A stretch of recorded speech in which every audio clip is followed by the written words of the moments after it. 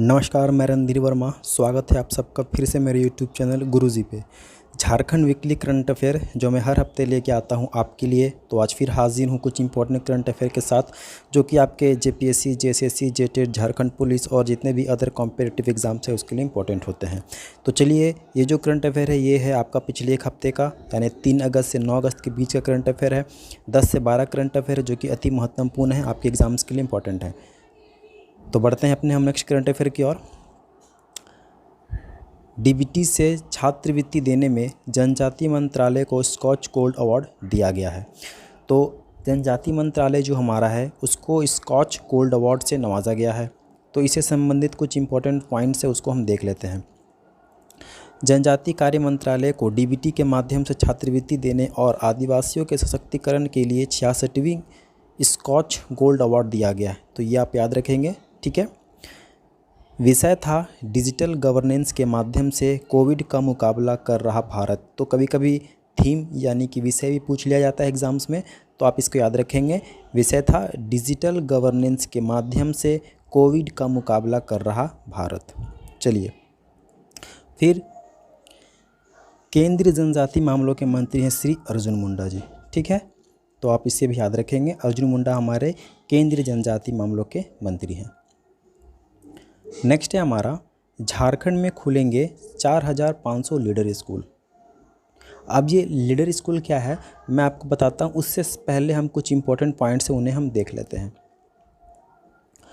राज्य के 4500 विद्यालयों को अगले शैक्षणिक सत्र के पूर्व लीडर स्कूल के रूप में विकसित किया जाएगा, ठीक।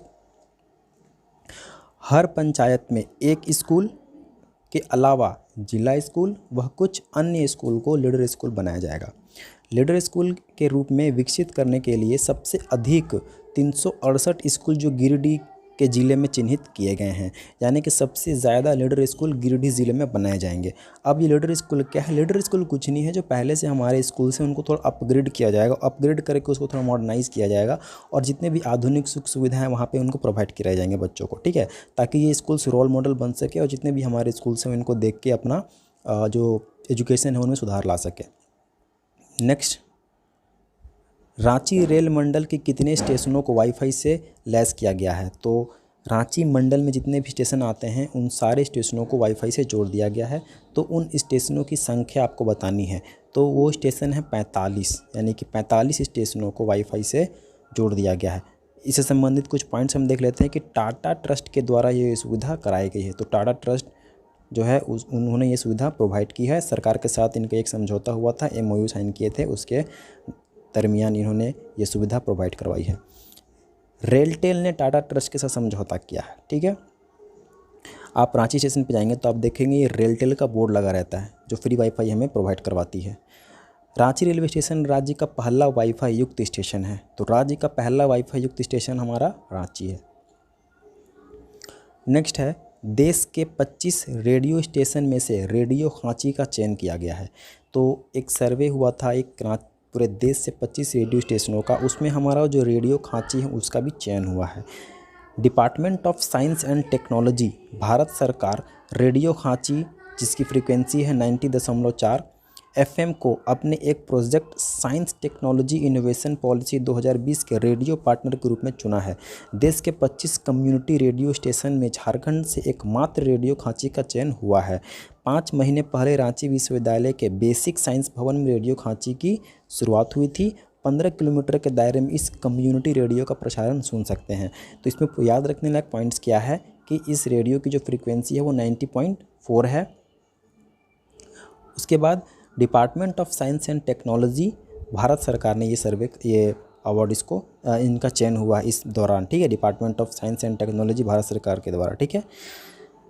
उसके बाद देश के 25 कम्युनिटी रेडियो स्टेशन में इनका चयन हुआ है। 5 महीने पहले इनकी शुरुआत हुई है। चलिए नेक्स्ट हम देखते हैं, केंद्रीय प्रदूषण नियंत्रण बोर्ड CPCB ने झारखंड राज्य सरकार पर पर्यावरण क्षति के बदले 130 करोड़ का जुर्माना लगाया है।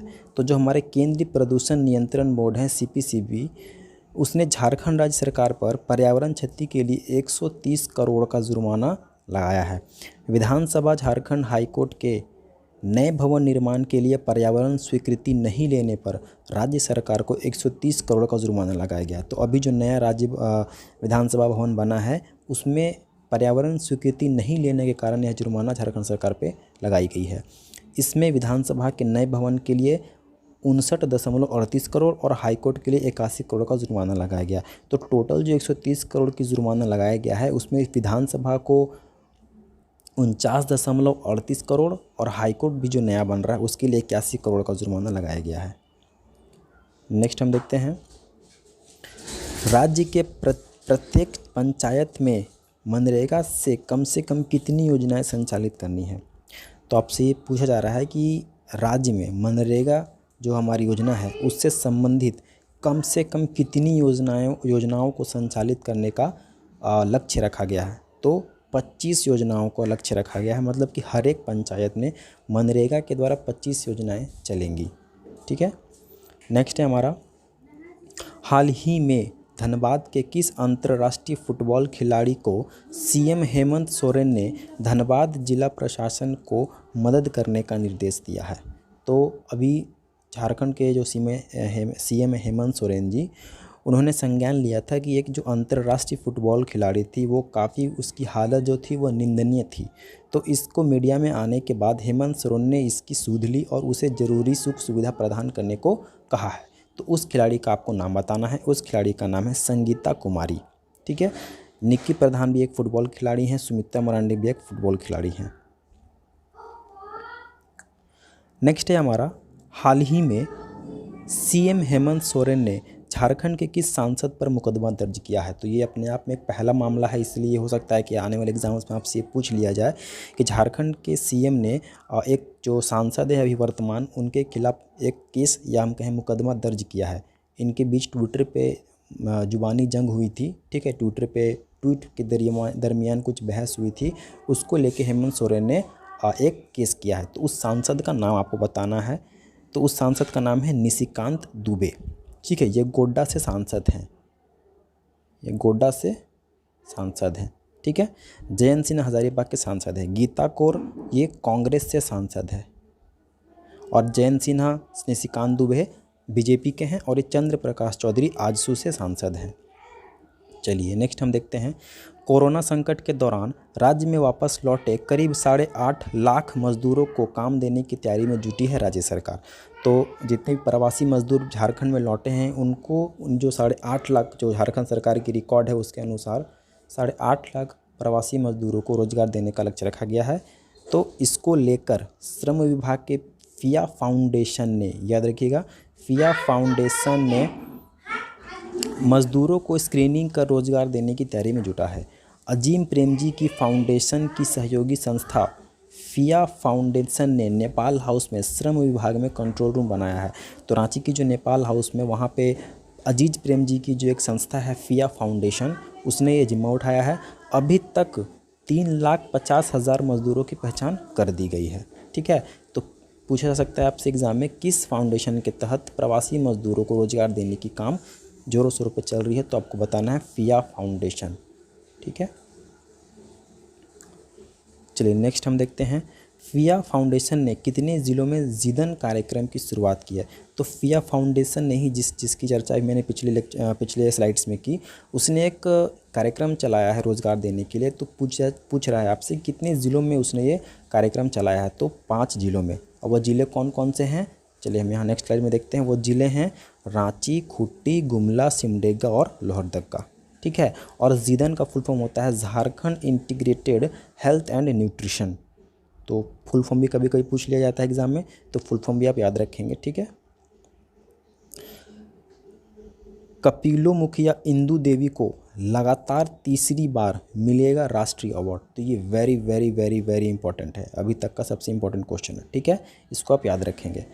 कपिलो मुखिया इंदू देवी को, यानी कपिलो प्रखंड की एक मुखिया है इंदू देवी, उनको लगातार तीसरी बार राष्ट्रीय अवार्ड मिलेगा। बिरनी के कपिलो पंचायत की मुखिया हैं। पंडित दीनदयाल उपाध्याय राष्ट्रीय पंचायत पुरस्कार दिया गया है। साथ ही 12 लाख की राशि भी दी जाएगी। 1 माह पूर्व ही इन्हें नानाजी देशमुख राष्ट्रीय गौरव अवार्ड भी मिला है। ठीक। ठीक है। पंचायती राज मंत्रालय भारत सरकार द्वारा ग्राम पंचायत में उत्कृष्ट कार्य करने पर सम्मानित किया गया है इनको, ठीक है। चलिए नेक्स्ट हम देखते हैं। तो नेक्स्ट नहीं था, इतने ही हमारे पास करंट अफेयर थे जो इंपॉर्टेंट थे। अगर आपको अच्छा लगा हो, आपने कुछ सीखा हो, तो चैनल को लाइक और सब्सक्राइब ज़रूर कीजिएगा। Thanks for watching, subscribe Guruji for more videos. Thank you.